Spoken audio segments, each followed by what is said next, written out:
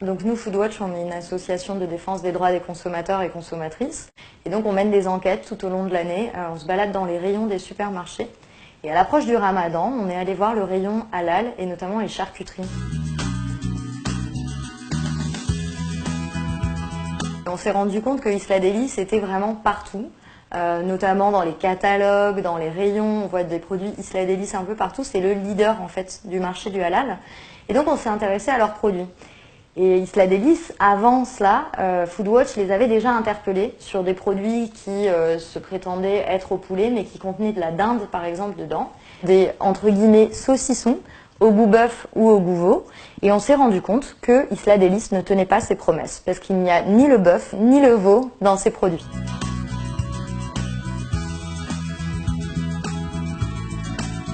Ben en fait, si on prend ce produit où il y a écrit en gros bœuf, celui-ci où on a aussi écrit en gros veau, et celui-là où on a de la volaille, ce qu'on va se rendre compte, c'est qu'il y a un étiquetage différent, il y a 3 couleurs différentes, mais il y a quasiment les mêmes ingrédients.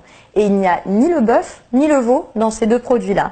Donc pour nous, Isla Deli induit les consommateurs en erreur puisque c'est une arnaque sur l'étiquette, il ne tient pas ses promesses et on ne retrouve ni le veau ni le bœuf dans ses produits.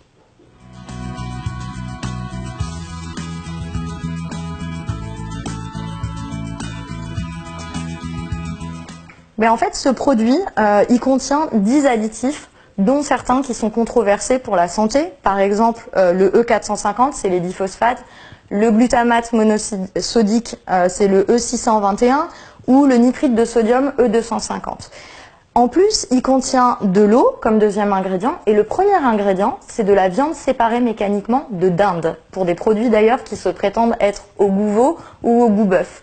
Donc aujourd'hui, avec ce produit-là, et ces deux produits d'ailleurs, on a un problème, c'est que c'est un aliment qui contient des additifs controversés pour la santé. Nous, on a demandé aussi dans notre pétition qu'on a adressée à Isla Deli de supprimer ces additifs pour la santé des consommateurs et des consommatrices.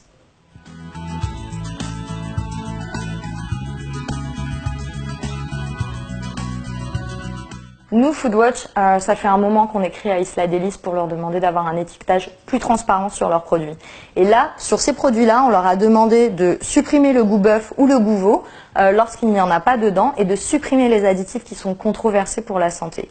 Aujourd'hui, Isla Deli nous ignore, ne nous répond pas, malgré des interpellations et des signataires à notre pétition. C'est pour ça qu'il faut qu'ensemble, on puisse interpeller à nouveau la marque pour qu'elle fasse ces changements.